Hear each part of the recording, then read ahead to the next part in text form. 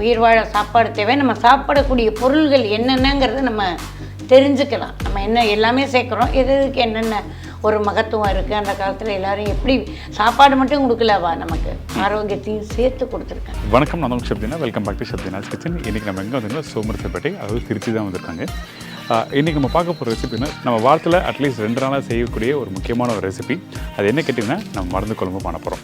மருந்து குழம்புலேயே இந்த நாட்டு மருந்து வச்சு பண்ணாமல் நம்ம வீடுகளில் பண்ணுறது தான் இப்போ உங்களுக்கு நாங்கள் பண்ணி காமிச்சிருக்கேன். இந்த அஞ்சரைப்பட்டில் இருக்க பொருள் பார்த்திங்கன்னா இந்த சீரகம், மிளகு, முழுதனியா, ஓமம், காஞ்ச மிளகாய், இந்த மாதிரி பேசிக்காக இருக்க பொருள் எப்போ நம்ம வீட்டில் இருக்கோம்ல, அந்த பொருளை வச்சு எப்படி நம்ம சமைக்கிறோம் அப்படின்னு சொல்லி நம்ம கேட்டு தெரிஞ்சுக்கிறோம். இந்த மிளகு எதுக்காக யூஸ் பண்ணுறாங்க? ஜீரண உறுப்புகளை தூண்டுவிக்கும், ஒரு வயிற்று உபாதைகளையும் இந்த மிளகு நீக்கும். அடுத்தது சளி, காய்ச்சல், லேசாக தலைவலி அப்படின்னு அந்த காலத்தில் அம்மா கிட்ட சொன்னாலே அவள் முதல்ல மிளகு கசாயம் தான் போட்டு கொடுப்போம். மல்லி நம்ம சாப்பிட்டா நம்ம உடம்புக்கு என்ன பலன்?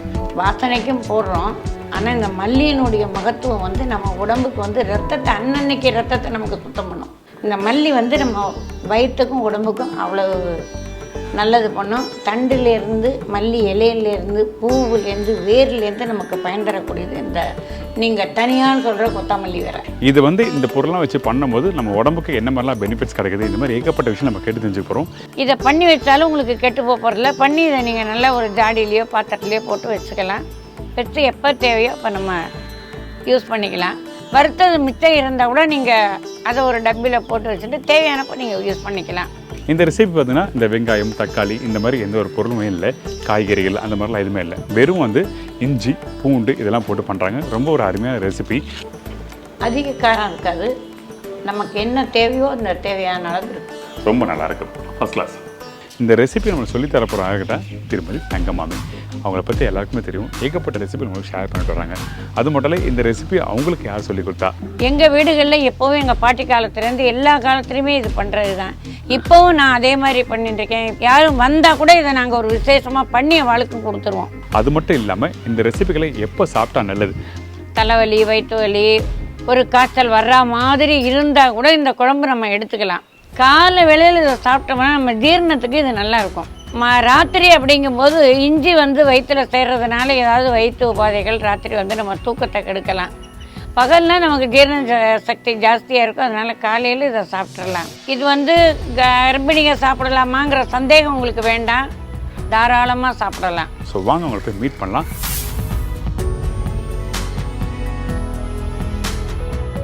வணக்கம் மாமி. வணக்கம். எப்படி இருக்கீங்க? இல்லை, நல்லா இருக்கும். நீங்கள் எப்படி இருக்கீங்க? நல்லா இருக்கு. நல்லா உங்கள் டீம் எல்லாரும் அனைவரும் சௌக்கியம். இப்போ இந்த மருந்து குழம்பு சொல்லும் போது பர்டிகுலராக வந்து நிறைய பேர் வந்து நாட்டு மருந்து கடையில் கிடைக்கிற அந்த திப்பிலி, அப்புறம் அது என்ன சொல்லுவாங்க, நாட்டு மருந்து இருக்குது. இதோட ஜாப்தா வந்து அந்த காலத்தில் வந்து 64 ஐட்டம் இருக்குது. இதுக்கு வந்து ஜாப்தான்னு சொல்லுவாள். அது சமஸ்கிருத சொல்லு, வடமொழி சொல்லி. இப்போ அது ஜாப்தான்னா என்னன்னு யாருக்கும் தெரியாது. Right right. உங்களுக்கும் தெரியாது, எனக்கும் தெரியாது. ஜாப்தான்னு எழுதுவாங்க. சரி. கீழே வந்து 64 ஐட்டம் வரும். இந்த பிரசவித்த நடகாய் இலக்கியத்துக்கும் குழந்தைகள் தாய்மார்களுக்கும் கொடுக்கறதெல்லாம் ஜாப்தான்னு சொல்லி ஒரு 64 ஐட்டம் வரும். இப்போ அந்த 64 ஐட்டமும் நம்ம யாரும் பெரியவாலாம் இப்போ எழுதி வச்சிருப்பாங்க நோட்டில். இப்போ எழுதுறதுக்கோ சொல்கிறதுக்கோ அதை பயன் சொல்கிறதுக்கோ நமக்கு யாரும் இப்போ இல்லை. அதனால் நம்ம இப்போ தெரிஞ்சது நமக்கு எவ்வளோ தெரியும், ஒரு 20 ஐட்டம், ஒரு 15 ஐட்டம், அது மாதிரி வச்சு நம்ம பண்ணிக்கலாம். அதுலேயும் எப்படின்னா எல்லாமே எல்லாத்துக்குமே போட்டால் அந்த சுவை வந்து மாறும். இதுவுமே வந்து நம்ம வயிற்றுக்கு நல்லது பண்ணணும். எல்லாத்தையுமே நம்ம போட்டுட்டு மறுபடியும் வயிறு இது அதெல்லாம் பண்ண வேண்டாம். நம்ம தினப்படி நம்ம என்ன உபயோகப்படுத்துகிறோம் அந்த பொருள் தான். இதில் 1 2 நம்ம சேர்ப்போம். சரி, ஓகே. இந்த ரெசிபி பண்ணுறதுக்கு தேவையான பொருட்கள் சொல்லலாமா? சொல்லிடலாம். வரமல்லி ஒரு 4 டீஸ்பூனு, வரமிளகாய் ஒரு 6, மிளகு 2 டீஸ்பூனு, ஜீரகம் 2 டீஸ்பூனு, ஓமம் 2 டீஸ்பூனு. அடுத்தது விரலி மஞ்சள், ஒரு விரலி மஞ்சள். இஞ்சி வந்து ஒரு 100 கிராம் இஞ்சி எடுத்திருக்கோம், தோல் சீவி நறுக்கி வச்சுருக்கோம். பூண்டு வந்து ஒரு 100 கிராம் முறித்து வச்சுருக்கேன். வேணுங்கிறவங்க பூண்டு சேர்த்துக்கலாம், பூண்டு பிரியம் இல்லாதவங்க சேர்க்க வேண்டாம். வெந்தயம் ஒரு 1/2 டீஸ்பூனு, உளுந்தம்பருப்பு 2 டீஸ்பூனு, கடுகு 2 டீஸ்பூனு, வெல்லம் ஒரு கட்டி, ஒரு துண்டு பெருங்காயம், புளி ஒரு எலுமிச்சம்பழ அளவு புளி எடுத்து வச்சுருக்கோம், கருவேப்பிலை ஒரு கப் எடுத்து வச்சுருக்கோம், கல்லுப்பு தேவையான அளவு, நல்லெண்ணெய் தேவையான அளவு. இப்போது இந்த ரெசிபிக்கு தேவையான பொருட்கள் எல்லாமே நீங்கள் சொல்லிட்டீங்க. இப்போ ஃபஸ்ட்டு நம்ம என்ன பண்ண போகிறோம்? சட்டியில் நம்ம எண்ணெய் இல்லாமல் இந்த பொருளை வந்து வறுக்க போகிறோம். சரி, ஓகே. என்ன வேணும் உங்களுக்கு? இப்போ வரமல்லி, அடுத்தது வரமிளகாய். இது எல்லாத்தையும் ஒன்றா போட்டு வறுக்கணுமா? ஆமாம், ஒன்றா தான் போட்டு வறுக்க போகிறோம். காரம் வேண்டாம், மிளகு போட போகிறோம். இஞ்சியும் சேர்றது, அதனால் ஒரு 4 மட்டும் நான் போட்டுருக்கேன். சரி, ஓகே. நம்ம வந்து இங்கே ஆக்சுவலாக பார்த்தீங்கன்னா குவான்டிட்டி கொஞ்சம் கூட அதிகமாக பண்ணுறோம். நீங்கள் வீட்டில் அதுக்கேற்ற மாதிரி நாங்கள் சொன்ன ரேஷியோ வந்து ஒரு 3-4 பேர் பண்ணுறது கரெக்டாக இருக்குமா? பண்ணிக்கலாம். இருந்தாலும் இது ஒன்றுமே ஆகாது, அப்படியே வச்சுக்கலாம். சரி, ஓகே. அடுத்தது மிளகு. இந்த மிளகு, சீரகம், ஓமம் எல்லாம் வேணுமா? ஆமாம், எல்லாமே இதில் போடுறோம். அடுத்தது சீரகம். இது வந்து சீரகம், சீரகம். நம்ம அகத்தை, நம்ம உள்ளே இருக்கக்கூடிய உறுப்புக்களை சீராக வைக்கக்கூடிய பொருள் இந்த சீரகம். இதை தண்ணியில் போட்டு குடிக்க, நம்ம இதை சேர்க்கணும்னு மனசு நமக்கு இருந்ததுன்னா அன்னன்னைக்கு இந்த சீரகத்தை எந்த வகையிலாவது நீங்கள் சேர்க்கலாம். ஒரு தண்ணியில் போட்டு கூட நீங்கள் குடிக்கலாம். இந்த சீரகம் அவ்வளோ முக்கியமான பொருள். இப்போ ஓமம் எதுக்காக சேர்க்குறீங்க? இந்த ஓமம் வந்து ஜீரண சக்திக்காகும்.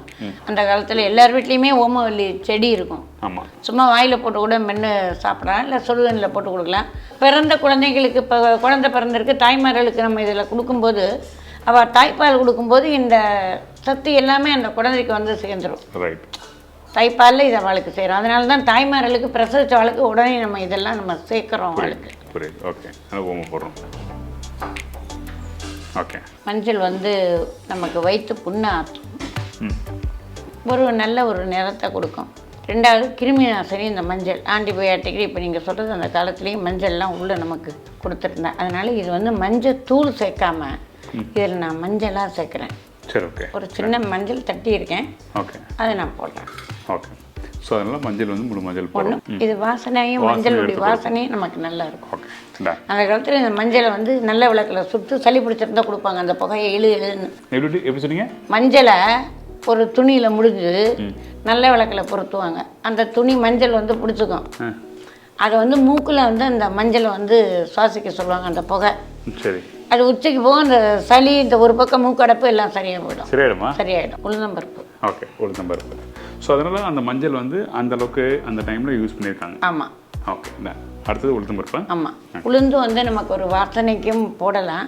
உளுந்துலேயும் ஏகப்பட்ட அந்த இடுப்பு வலிக்கு உண்டான சத்தெல்லாம் உளுந்தில் இருக்குது. உளுந்தங்களி, உளுந்தங்கஞ்சி எல்லாம் கொடுப்பா. அது மாதிரி நம்ம பண்ணி முடியலங்கிறதுக்காக 2 ஸ்பூன் உளுந்தம்பருப்பு இதில் நம்ம வறுக்கிறதுலையே சேர்த்துறோம். சரி, ஓகே. அடுத்தது நம்ம கடுகு. கடுகும் போடுறோமா இதில்? ஆமாம். இதில் வந்து கடுகு வந்து நம்ம தாளிக்கிறது மட்டும்தான் நினைக்கிறோம். கடுகுல அற்புதமான பயன்கள் இருக்குது. கடுகு குழம்பே அந்த காலத்தில் வச்சு பிரசவித்த குழந்தைகளுக்கெல்லாம் கொடுப்பா. உங்களுக்கு வயிற்றுக்குள்ளே எந்த விதமான சிக்கல் எது இருந்தாலும் கடுகு வந்து அதை எடுத்துரும். 2வது உடல் வலிக்கு கடுகு வந்து ஒரு அரிய மருந்து. எங்கேயாவது வலிச்சதுன்னா அரைச்சி நம்ம போடலாம். போட்டால் அந்த வலி நின்றுடும். ஓகே. கடுகுல அற்புதமான ஒரு சத்து இருக்குது. இந்த கடுகு வந்து இதில் நம்ம இதில் கொஞ்சம் கூடுதலாக தாளிக்கிற போது தாளிக்க போகிறோம். கொஞ்சம் கூடுதலாக ஒரு 1/2 ஸ்பூன் சேர்க்க போகிறோம் அதில். சரி. ஸோ கடுகு ரோல் வந்து நம்ம உடம்புல எங்கே வலி இருந்தாலும் அரைச்சி போட்டால் சரியாகும். நீங்கள் உள்ள உங்களுக்கு எந்த வீக்கங்கள் இருந்தாலுமே, உள்ளுக்குள்ளே காயங்கள் இருந்தாலுமே இந்த கடுகு ஆற்றும். நல்ல விஷயம். இதுதான் கடுகுல வந்து அவ்வளோ ஒரு நல்ல விஷயம். நல்ல விஷயம். ஓகே. இப்போ பெருங்காயம். இந்தாங்க வறுத்து வச்சிருக்க பெருங்காயம். பெருங்காயத்தை பற்றி நம்ம சொல்லவே தேவை கிடையாது. எல்லாருக்குமே தெரியும். நம்ம நிறைய வீடியோவில் சொல்லியிருக்கோம். பெருங்காயமும் அது மாதிரி உள்ளே வந்து உங்களுக்கு காயங்கள், வலி, வீக்கம், குளுமை எல்லாத்துக்குமே பெருங்காயம் நல்லது. பெருங்காயம் நம்ம ஒரு துண்டு சேர்க்குறோம். ஜீரண சக்திக்கு அற்புதமான மருந்து சேர்க்குறோம் பெருங்காயம். இதுக்கப்புறம் இதை வந்து இப்போ நம்ம வறுக்க போகிறோம். சரி, ஓகே. இஞ்சி வந்து நம்ம அரைக்கும் போது தான் சேர்க்க போகிறோம். சரி, ஓகே. முக்கியமாக இதில் தேங்காய் கிடையாது, கெட்டு போகாது. தேங்காய் ஏன் சேர்க்கறதில்ல அப்படின்னா, இந்த தாய்மார்களுக்கு உடனே இந்த தேங்காயை வந்து ஜீரணம் பண்ணிக்கக்கூடிய சக்தி இருக்காது உடம்புல. குழந்தைக்கு அந்த தாய்ப்பாலை கொடுத்தா குழந்தை கக்கும். அதனால் தேங்காய் இதுக்கு போடுறது கிடையாது. பத்திய குழம்புல தேங்காய் வந்து நம்ம சேர்க்க தேவை கிடையாது. ஓகே. பத்திய குழம்புல தேங்காய் வேண்டாம். சரி, ஓகே. இப்போ இதெல்லாம் வறுக்கிறோம்ல. ஆமாம். இப்போ இது வறுக்கும் போது என்ன மாதிரி பக்குவத்தில் நம்ம வறுக்கணும்? இது நல்லாவே நம்ம வறுக்கலாம். மிளகு வெடிக்கும், ஓமம் வெடிக்கும், மஞ்சள் எல்லாமே நமக்கு வந்து வாசனை வரும். நல்ல வாசனையை கொடுக்கும். நல்லா வெடிக்கும். சரி, ஓகே. கடுகு வெடிக்கும். கடுகு வெடி ஆரம்பிச்சு. ஓகே. ஓமம் முதல்ல வெடிச்சிரும். ஓமத்துடைய வாசனை நமக்கு வர ஆரம்பிக்குது கொஞ்சம் கொஞ்சமாக. இதை நீங்கள் வீடு பூரா அந்த காலத்தில் பண்ணும்போது சுவாசித்தாலே வியாதி வராது. ஓகே. எல்லாருமே இது சுவாசிக்கலாமே, எப்படி எல்லாரும் தான் சுவாசிப்பாங்க. கடுகு, சீரகம், மிளகு, எவ்வளோ விஷயங்கள் இருக்குது நம்ம வீட்டில். நம்ம வீட்டில் இருக்க பொருளை வச்சே நம்ம மருந்தே உணவு சொல்லி சொல்கிறதுக்கு ஒன்றும் நீங்கள் கடையில் வாங்குறதே நம்மகிட்ட இருக்கிறது தான். அதான் சொல்கிறோம்ல, நம்ம உணவே மருந்து சொல்லி சொல்கிறதுக்கு காரணம் இந்த மாதிரி விஷயங்களை நம்ம தெரிஞ்சால் தான் அந்த உணவு வந்து மருந்தாக மாறும். இந்த இடத்துல மல்லி எடுத்தால் நம்மளுக்கு சரியாகும், கடுகு போட்டால் சரியாகும். இந்த கடுகோட விஷயம் எனக்கே தெரியாது, இப்போ இவங்க சொல்ல தான் தெரியுது. அந்த கடுகு அரைச்சி போட்டால், இது கடுகோட அரைச்சி போடும்போது இதில் வேற என்ன போடுவீங்களா, இல்லை வெறும் கடுகு அரைச்சி போடுவாங்களா? இல்லை, வெறும் கடுகே அரைச்சி கொதிக்க வச்சு போட்டுருணும். கொதிக்க வச்சு போடணும். கொதிக்க வச்சு போடணும். எந்த வலியும் உங்களுக்கு உடனே கேட்கும். ரத்த கட்டுக்கு முக்கியமாக அந்த கடுகு உண்டு. கடுகு பேஸ்ட். ஆமாம். ஓகே.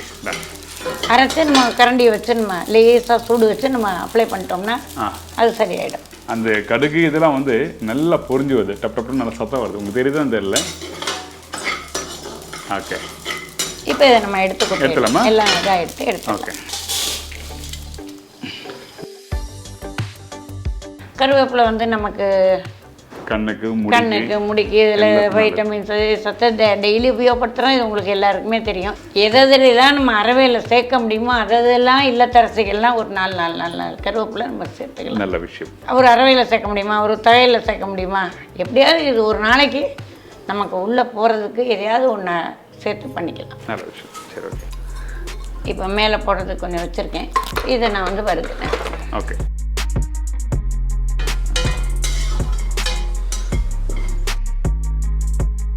ஸோ இந்த கருவேப்பிலையும் போட்டு வறுக்க ஆரம்பிச்சிடும். அது குழந்தை பிறந்த தாய்மார்களுக்கு முடி கொட்டும், குழந்தை தாய்ப்பால் குடிக்க முடி கொட்டும். அப்படி இருக்கும்போது இதெல்லாம் அவளுக்கு உடம்புல வந்து சேரலாம். இது போகிறோம். இப்போ இதை நம்ம எடுத்துடுறோம். மாற்றிக்கலாம். இந்த கருவேப்பிலை வறுத்த பக்கம் அவ்வளோதான், போதும். போகிறோம். அப்படிலாம் சன்லைட்டில், அதாவது சூரிய வெளிச்சத்தை காய வச்சு அந்த கருவேப்பிலையும் யூஸ் பண்ணிக்கலாம். இப்போ இந்த கருவேப்பிலை வறுத்து போடாச்சு, அடுத்தது நம்ம என்ன பண்ணுறோம்? நம்ம வந்து இப்போ அரைக்கணும். இஞ்சி வச்சுருக்கோம். நம்ம இந்த குழம்புல வந்து நம்ம சுக்கு சேர்க்கலை, இஞ்சி தான் நம்ம சேர்க்குறோம்.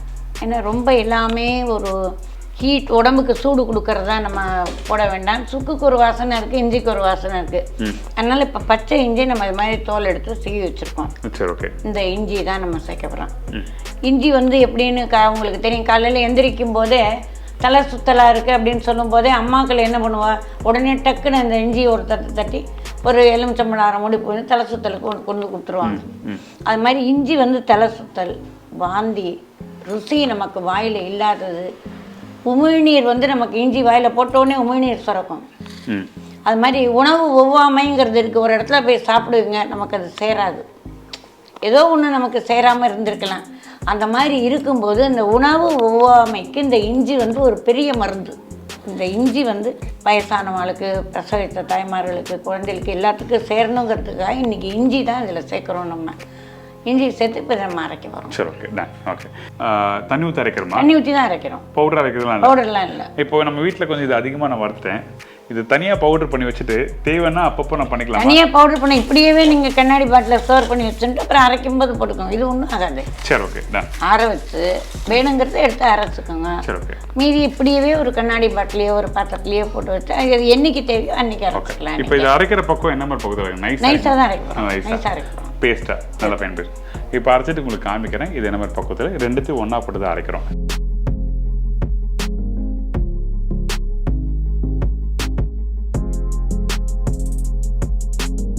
இது நல்லா தண்ணி தேவையான ஊற்றி நல்லா நைஸாக அரைச்சிருக்கோம், அவ்வளோதான். இப்போ நல்லெண்ணெய் ஊற்றுறோம் தாளிக்கிறதுக்கு. நல்லெண்ணெய் வந்து நம்ம வயிற்று புண்ணாற்றும், இடுப்புக்கெல்லாம் வலு, குளுமையை கொடுக்கும். மற்ற எண்ணெய்களை விட நல்லெண்ணெய் வந்து ஒரு நல்ல வாசனையாக இருக்கும். நம்ம சேர்க்குற சமையல் பொருளுக்கு கெட்டு போகாது. முதல்ல நல்லெண்ணெய் இருந்தால் கெட்டு போகாது. இப்போ நம்ம கடுகு போடுறோம். சரி, முதலே நம்ம கடுகு அதில் போட்டிருக்கோம். இப்போ தாளிப்புக்கு மட்டும் போடுறோம். கடுகு நல்லா பொரிஞ்சிருக்கு. ஓகே. நம்ம உளுந்தம்பருப்பு போடுறோம். சரி, உளுந்தம்பருப்பு வேறு என்ன வேணும்? வெந்தயம் போட போகிறோம். வெந்தயம். ஆமாம், ஒரு 2 ஸ்பூன் உளுந்தம்பருப்பு போட்டிருக்கேன். ஓகே. அடுத்தது வெந்தயம், ஒரு 1/2 ஸ்பூன் வெந்தயம் போடலாம். வெந்தயம் உடம்புக்கு குளுமை கொடுக்கறது. அடுத்தது வரமிளகாய். ரொம்ப நான் போடல, ஏன்னா மிளகு போட்டிருக்கோம், அதுலேயும் போட்டிருக்கோம். 2 வரமிளகாய் ஒரு வாசனைக்கு தலைப்புக்கு போட்டிருக்கேன். ஓகே. அடுத்தது இப்போ உரித்து வச்ச பூண்டு போடுறேன். பூண்டு பிடிக்காதவ போட்டுக்க வேண்டாம். பூண்டு இல்லாமையும் இதை பண்ணி சாப்பிட்டுக்கலாம். பூண்டு தாய்ப்பால் சுரக்கும் பூண்டுக்கு ஒரு நல்ல இது இருக்குது, உடம்பு குளுமையாகும். பிரசவித்த குழந்தை பிறந்தவாளுக்கு இது நல்லது. அதனால நம்ம வேண்டானா விட்டுடலாம். வேண்டாங்கிறவா பூண்டு போட்டுக்க வேண்டாம். இதெல்லாம் பூண்டு எண்ணெயிலேயே போடலாம். இப்போ நம்ம இந்த அரைச்சி வச்ச இதை இதில் ஊற்றுறோம்.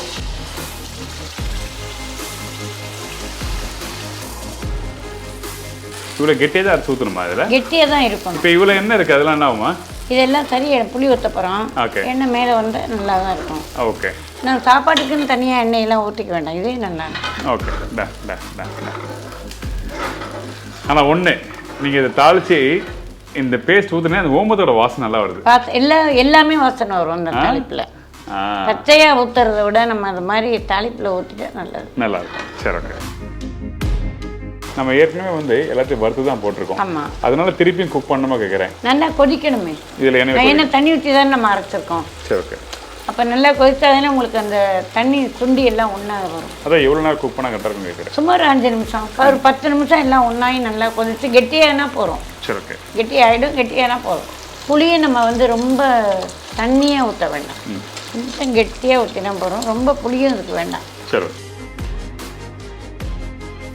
இந்த புளி தண்ணியை நல்லா கரைச்சி ஒரு எலுமிச்சம்பழம் அளவு தான் நான் புளி போட்டிருக்கேன்.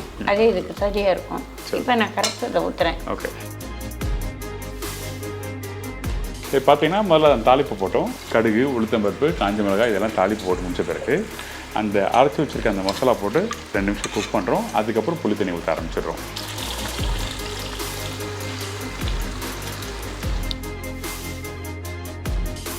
இப்போ உப்பு போடலாம். அதுக்கு தேவையான அளவு உப்பு நம்ம போடலாம். ஓகே. இப்போ நான் ஒரு நிதானமாக தான் போடுறேன். நீங்களும் பார்த்து போட்டுக்கோங்க. வேணும்னா அப்புறமா வேணும்னா கூட நம்ம போட்டுக்கலாம். என்னது வந்து ஒரு கணக்காக கரெக்டாக இருக்கும். நம்ம அப்படி இப்போ இதுலேயே இருக்கிறதுனால நீங்கள் பார்த்து போட்டுக்கலாம்.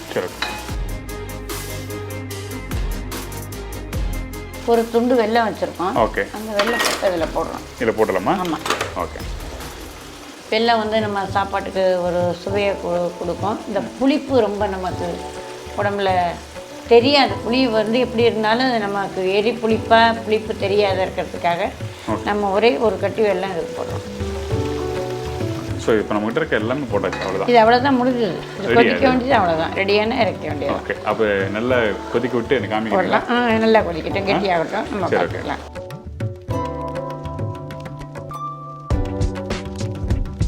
அப்படியே தலை இருக்குது கிரேவி. இது பாருங்கள், அப்படியே கெட்டியாக இருக்குது.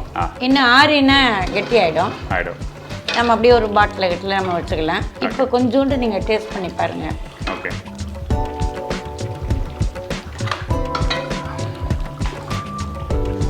நல்லா அந்த நெல்லோட வாசனை நல்லா சூப்பராக தெரியுது. மிளகு எல்லா வாசனையுமே இருக்கும். ஓகே. இஞ்சி எல்லாம் அதிக காரம் இருக்காது. நமக்கு என்ன தேவையோ அந்த தேவையான அளவு இருக்கும். காரம்லாம் ரொம்ப அதிகமாக இல்லை. அந்த காரம் இந்த மருந்துக்குள்ள சொல்லும்போது நிறைய பேர் என்ன பண்ணா எடுத்து ஒதுக்கி வச்சுருவாங்க. ஐயோ வேண்டாம்ப்பா, எனக்கு வேண்டாம் இடலாம்.